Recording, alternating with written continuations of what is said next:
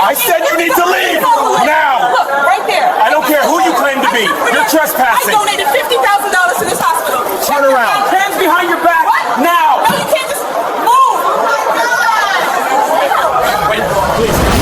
At exactly 6:47 p.m. on September 15th, 2024, outside the Grand Colonnade Ballroom of the prestigious Meridian Children's Hospital in downtown Atlanta, a routine security check that should have lasted 30 seconds turned into a violent arrest that would destroy careers, cost millions in donations, and expose a pattern of discrimination that had been hiding in plain sight for years. The security camera footage, combined with dozens of cell phone videos from arriving guests, would later accumulate over 89 million views across TikTok, Twitter, and Instagram in less than 72 hours. But this wasn't your typical viral police brutality video. This was different. This was a neurosurgeon being body slammed on marble floors at the entrance to a gala held in her honor. What happened next would shock the medical community, spark national outrage, and prove that even your credentials, your accomplishments, and your generosity can't always protect you from bias. Before we continue, can you do me a favor, drop a comment, and let me know where you're watching from? And if you haven't already, please hit that subscribe button. This story gets even more intense, and you don't want to miss what happens next. Dr. Amara Williams was not your average 35-year-old. While most people her age were still paying off student loans and trying to establish themselves in their careers, Dr. Williams was already being called one of the most brilliant neurosurgeons in the southeastern United States. She had graduated from Johns Hopkins Medical School at the top of her class, completed a grueling 7-year neurosurgery residency at Massachusetts General Hospital, and had just been recruited to Meridian Children's Hospital with a compensation package worth over $2 million annually. But her salary wasn't what made her special. Dr. Williams had developed a revolutionary surgical technique for treating pediatric brain tumors that reduced recovery time by 40% and increased survival rates by nearly 30%. She had published 12 peer-reviewed papers in the New England Journal of Medicine. She had been featured in Time magazine's 100 Most Influential People in Healthcare list. She had personally performed over 300 complex brain surgeries with a success rate that made other neurosurgeons study her methods. And perhaps most importantly, she had donated over $50,000 of her own money to Meridian Children's Hospital's neurosurgery wing, specifically to fund surgeries for families who couldn't afford them. The September 15th gala wasn't just any fundraiser, it was the Hope and Healing annual charity event. And this year, Dr. Williams was being honored as the keynote speaker and guest of honor. The hospital's development director had personally called her 3 times to confirm her attendance. Her name was printed on the invitation as Honoring Dr. Amara Williams, Pediatric Neurosurgery Department. The irony of what was about to happen would not be lost on anyone. On that Saturday evening, Dr. Williams was running exactly on time. She had finished her hospital rounds early, gone home to her apartment in Buckhead, and changed into an elegant floor-length navy blue gown that she had purchased specifically for this event. She wore minimal jewelry, just small diamond earrings, and her medical school graduation watch. Her natural hair was styled in an elegant updo. She looked exactly like what she was, a successful, accomplished professional attending a formal event in her honor. She grabbed her clutch purse, which contained her hospital ID badge, her driver's license, her invitation to the gala, and her phone. She wasn't worried. She was simply looking forward to an evening celebrating the work she loved. The drive to the hotel took 18 minutes. She valeted her car, a modest Lexus sedan, and walked toward the entrance where a red carpet had been laid out for arriving guests. The sun was setting, painting the Atlanta sky in shades of orange and pink. Everything was peaceful, elegant, refined. She could hear classical music floating from inside the ballroom. She could see other guests in formal attire entering through the gold-trimmed doors. This was supposed to be one of the proudest nights of her career. Then she saw Officer Richard Martinez standing at the entrance checkpoint. Dr. Williams's heart didn't race with panic. It raced with a familiar, exhausted frustration. She had been a black woman in predominantly white spaces her entire professional life. She had been stopped by hospital security and asked for ID while wearing her scrubs and white coat with her name embroidered on it. She had been mistaken for a nurse, a janitor, a patient's family member, but never a doctor, not at first glance. She had learned to carry extra identification, to speak in a certain tone, to de-escalate situations she had never created. She was tired tired of it, but she was prepared for it. Officer Richard Martinez was a 43-year-old private security contractor who had been hired by the hotel for the evening's event. He had worked in private security for about 11 years after washing out of the police academy twice. He had a reputation among his colleagues for being aggressive, for seeing threats where none existed, for escalating situations unnecessarily, but he was cheap labor and the hotel used his company frequently. This was routine for him, or so he thought. Dr. Williams approached the entrance with her invitation already in her hand. She smiled politely. "Good evening," she said, her voice calm and professional. "I'm Dr. Amara Williams. I'm actually the guest of honor this evening." Officer Martinez looked at her, not at her invitation, at her. His eyes traveled from her face to her dress to her shoes and back up again. His expression didn't change. "This is a private event," he said, his tone already carrying an edge of suspicion and dismissal. Dr. Williams's smile remained, but her eyes sharpened. "Yes, I know. I'm on the invitation list. My name is Amara Williams. I'm a neurosurgeon at Meridian Children's Hospital. This event is actually honoring my work." This is where things started to go wrong for Officer Martinez. "I'm going to need to see some identification," he said, not reaching for the invitation she was still holding out toward him. Behind Dr. Williams, other guests, mostly white, were walking past the checkpoint with nothing more than a quick wave and a smile. Some weren't even showing invitations. They were just walking in. Dr. Williams noticed. Of course she noticed. But she remained calm. "Of course," she said. She opened her clutch and pulled out her hospital ID badge, which clearly showed her photo, her name, and her title. Dr. Amara Williams, Neurosurgery. She also pulled out her driver's license. "Here you go." Officer Martinez barely glanced at them. "These could be fake," he said. The security camera captured what happened next in perfect high-definition detail. Dr. Williams's expression changed, not to anger, to disbelief. "Fake?" she repeated. "That's my hospital ID. You can call the hospital right now and verify." "I'm not calling anybody," Martinez interrupted. "You need to leave. This event is for invited guests only." "I am an invited guest," Dr. Williams said, her voice rising slightly now, frustration bleeding through her professional composure. "My name is literally on the program. I'm the keynote speaker. Just go inside and ask anyone from the hospital." "Ma'am, I'm going to ask you one more time to leave voluntarily, or I will remove you." 3 other guests had stopped now, watching the confrontation. One of them, a white woman in her 60s wearing a silver gown, stepped forward. "Excuse me, officer, I think there might be a misunderstanding. This is Dr. Williams. She's supposed to be here. She's the guest of honor." Officer Martinez turned to the woman. "Ma'am, please step back. This doesn't concern you." The woman persisted. "But I'm on the hospital board. I know who she is. She's—" "Step back, or I'll have you removed too." The board member's eyes went wide. She pulled out her phone and started recording. Dr. Williams took a deep breath. She had been in high-pressure situations before. She had performed emergency brain surgery while a child was coding on the table. She had stayed calm when a surgery went wrong, and she had to improvise to save a life. She could handle this. "Officer Martinez," she said, reading his name tag for the first time. "I understand you're doing your job, but there has been a mistake. I'm not trying to sneak into this event. I'm supposed to be here. Just go to the registration desk right inside those doors and ask for Jennifer Hartman, the development director. She can confirm everything." "I don't take orders from you," Martinez said. His hand moved to his hip, where his handcuffs were clipped to his belt. "Turn around. Hands behind your back." "What?" Dr. Williams's voice cracked with shock. "No, you can't arrest me. I haven't done anything wrong. You're trespassing. Turn around now."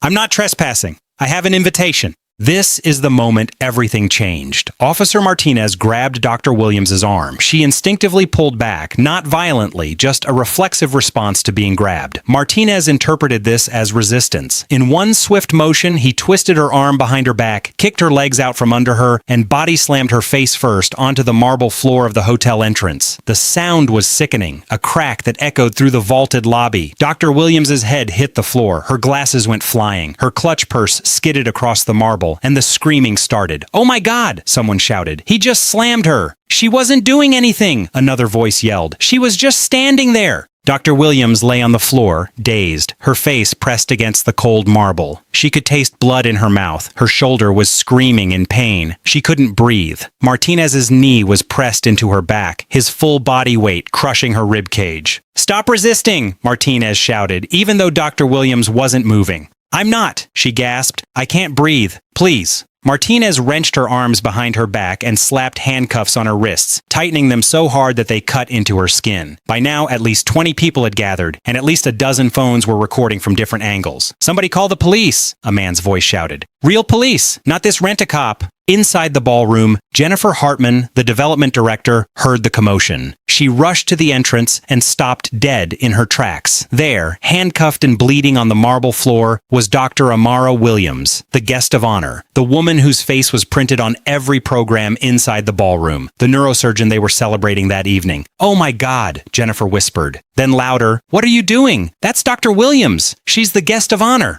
Officer Martinez looked up, and for the first time, uncertainty flickered across his face. "She was trespassing," he said, but his voice had lost its authority. "Trespassing?" Jennifer's voice went shrill with horror. "She's the keynote speaker. Her name is on the invitation. We've been waiting for her." The color drained from Martinez's face. Around him, the crowd was getting angrier. "Take those handcuffs off her right now," someone demanded. "This is assault," another voice shouted. "We all saw what happened. She didn't resist anything." Martinez stood up slowly, his knee finally releasing from Dr. Williams's back. She gasped for air, her body shaking. She didn't try to get up. She wasn't sure she could. Jennifer Hartman knelt beside her. "Dr. Williams, I'm so sorry. I'm so sorry. Don't move. We're getting help." An actual Atlanta police officer who had been providing traffic control outside came rushing in. He took one look at the scene, the phones recording, the crowd of wealthy donors in formal wear all shouting at once, and the woman in an evening gown handcuffed on the floor, and his expression went grim. "What happened here?" he asked Martinez.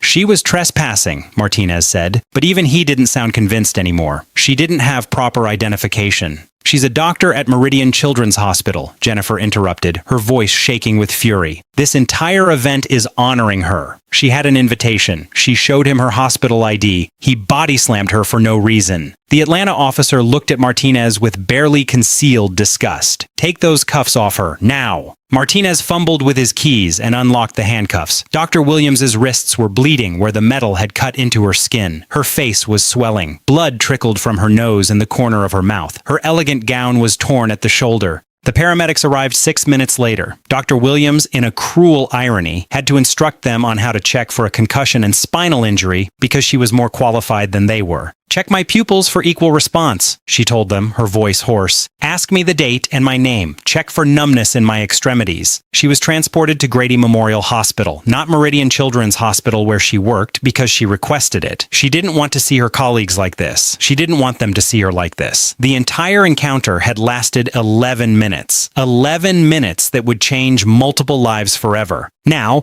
most people who experience something like this might hire a lawyer and file a lawsuit, maybe give a statement to the press, but Dr. Amara Williams wasn't most people. She was a neurosurgeon who had spent 7 years in residency learning to document everything, to build airtight cases for every medical decision, to think systematically and thoroughly. And she was angry, not just angry, furious. Determined. From her hospital bed at Grady Memorial with a concussion, 2 cracked ribs, a sprained shoulder, and multiple contusions, Dr. Williams began making calls. First, she called her attorney Marcus Chen, a civil rights lawyer who had successfully sued the Atlanta Police Department 3 times. Second, she called the Georgia Medical Board. Third, she called every single member of the Meridian Children's Hospital Board of Directors. Fourth, she posted a detailed account of what happened on her Twitter account, which had 47,000 followers, mostly medical professionals. Her tweet was simple and devastating. "Tonight I was body slammed and arrested while trying to attend a gala held in my honor. My crime? Existing while black in a space where someone decided I didn't belong. I had an invitation. I had ID. I had done nothing wrong. But none of that mattered.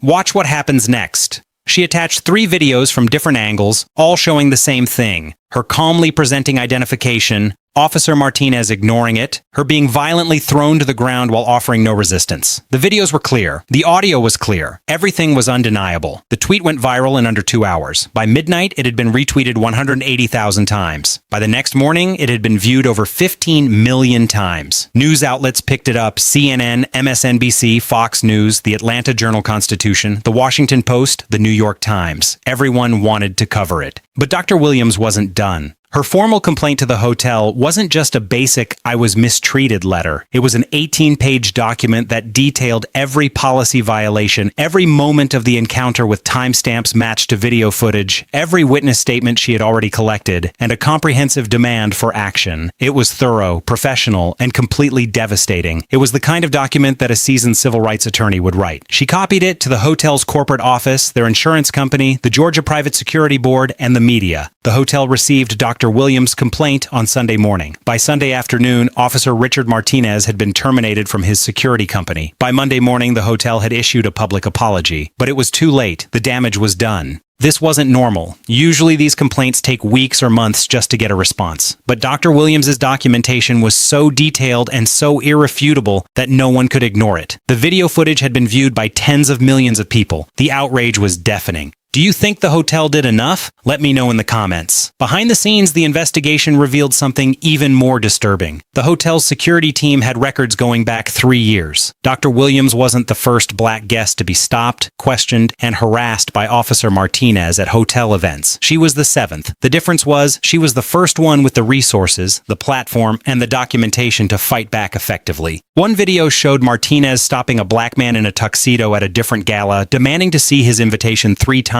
while white guests walked past freely. Another showed him following a black woman through the lobby, claiming she looked suspicious, even though she was a registered guest. The pattern was unmistakable. The hotel had ignored multiple complaints because Martinez was cheap labor, and because the people he targeted typically didn't have the power to fight back. The security footage from the September 15th incident was damning. It showed Dr. Williams approaching calmly, presenting her invitation and ID, and remaining composed even as Martinez became increasingly aggressive. It showed other guests walking past the checkpoint without being stopped. It showed Martinez grabbing her without warning and slamming her to the ground with excessive force. It showed her not resisting, not fighting back, just lying there trying to breathe. But there was something else in the footage that made this case even more serious. After Martinez slammed Dr. Williams to the ground, another security officer approached and said something to him. The audio was faint, but enhanced analysis later revealed what was said. "Dude, I think she's actually supposed to be here. Her face is on the posters inside." Martinez's response was chilling.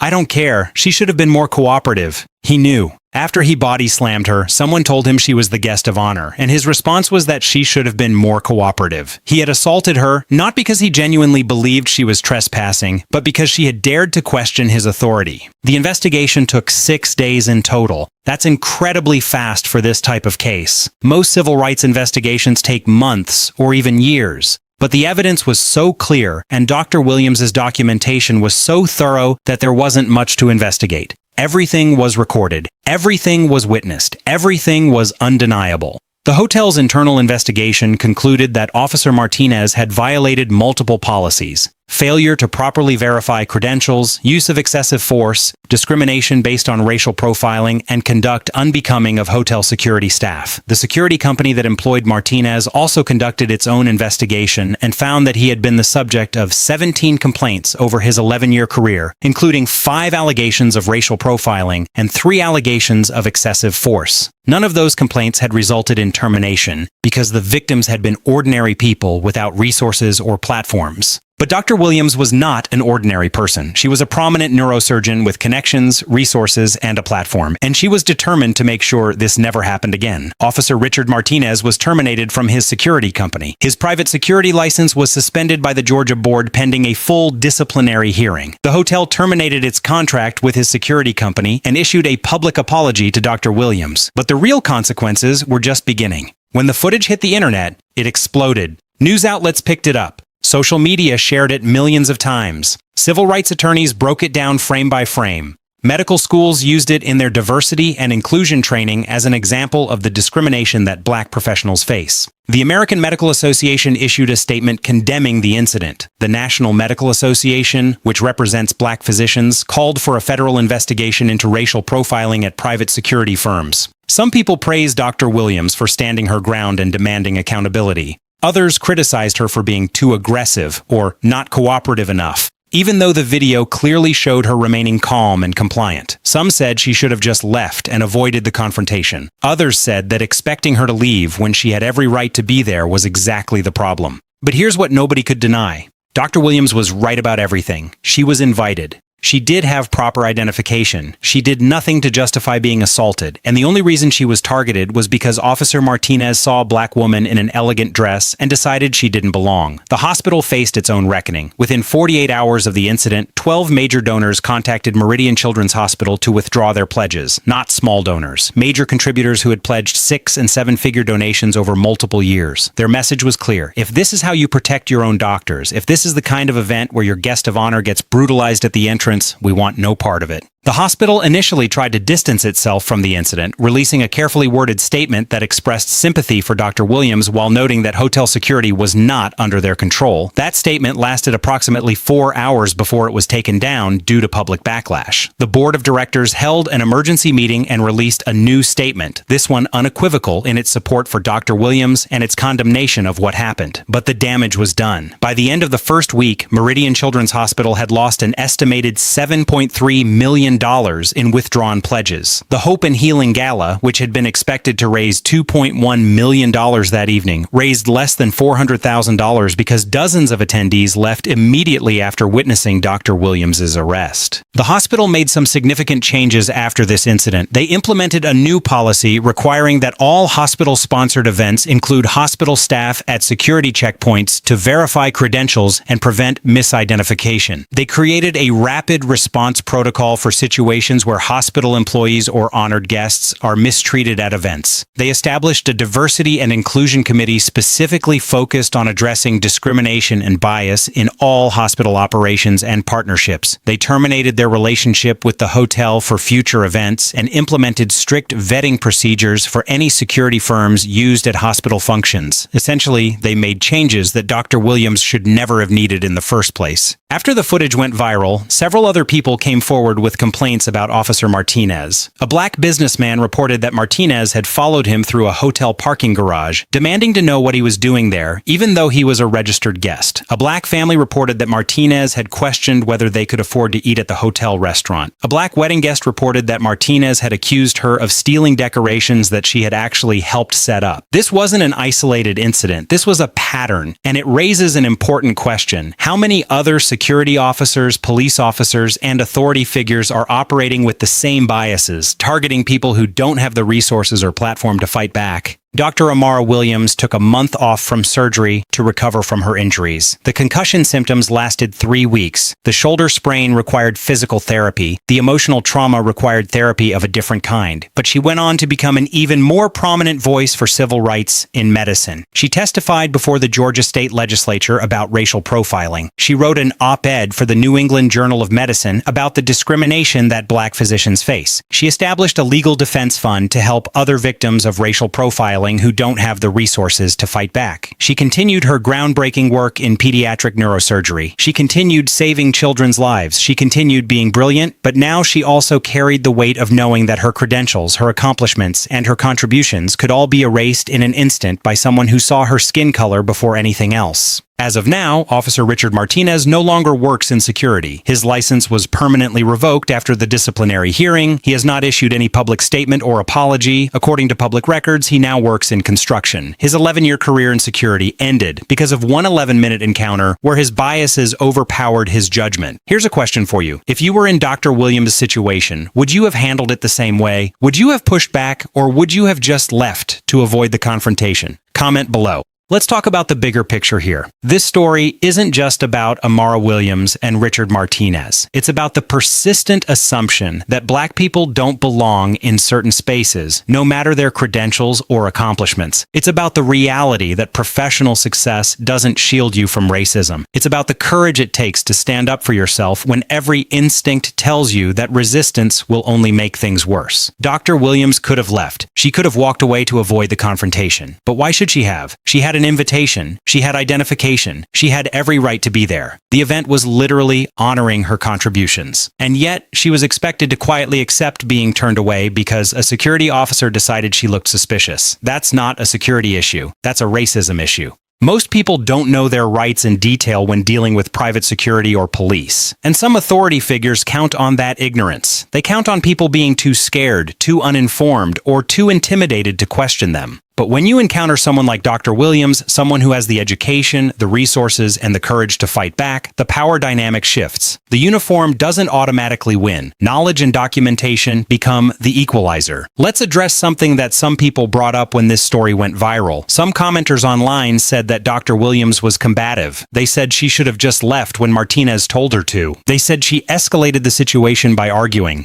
Here's the thing. The video shows Dr. Williams remaining calm, speaking in a measured tone, and simply asking for verification. She never raised her voice until after she was grabbed. She never made a threatening gesture. She did exactly what you're supposed to do. She presented her credentials and asked for the situation to be clarified. That's not combative, that's assertive. And if assertiveness from a black woman is perceived as aggression, that tells you everything you need to know about the bias at play. As for the argument that she should have just left to avoid being hurt, that's exactly the problem. That mindset assumes that black people should accept discrimination quietly to stay safe. That's not how civil rights work. That's not how dignity works. Yes, there is a reality that fighting back can be dangerous. Dr. Williams knew that risk. She calculated it, and she decided that her dignity and her rights were worth fighting for. But the fact that exercising your rights while black is considered dangerous tells you everything you need to know about the problem we're facing. So what's the lesson from all of this? What should people take away from Dr. Williams' story? First, document everything. Dr. Williams' meticulous documentation, combined with multiple video angles from witnesses, created an ironclad case.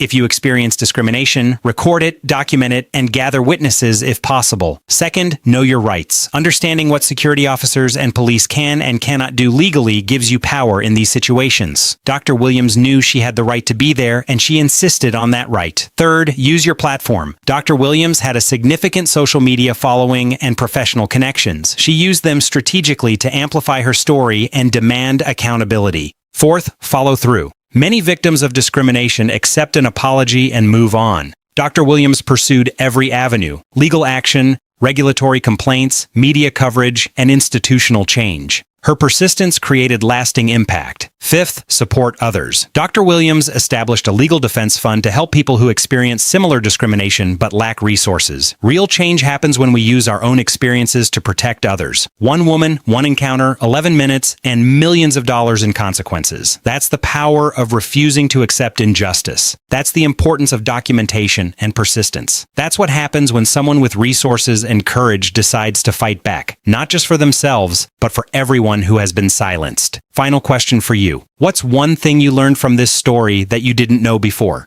Drop your answer in the comments, and don't forget to subscribe for more stories like this. This story matters because it's not just about Amara Williams and Richard Martinez. It's about every black professional who has been mistaken for service staff in their own workplace. It's about every person of color who has been followed in stores, questioned in neighborhoods where they live, or stopped in spaces where they belong. It's about every time someone's credentials and humanity are erased by someone else's biases. Dr. Williams' story shows that you can fight back, you can document, you can demand accountability, and sometimes you can win. Not every story ends this way. Not every incident of racial profiling results in consequences for the perpetrator. Not every victim has the resources or platform to fight back effectively, but this one did, and that matters. That's Dr. Amara Williams' legacy. Not just that she's a brilliant neurosurgeon who saves children's lives. Not just that she forced accountability in one specific case, but that she showed millions of people that your dignity is worth fighting for, even when fighting back is risky. Even when people tell you to just be quiet and accept it. Even when the person with the badge or the uniform tells you that you don't belong. This is the story of how a neurosurgeon was body slammed at a charity gala held in her honor, and how her refusal to accept that injustice quietly created waves of change that are still rippling outward. But more than that, it's a story about dignity, courage, and the ongoing fight for equal treatment in spaces where black excellence is still seen as suspicious. Thank you for watching.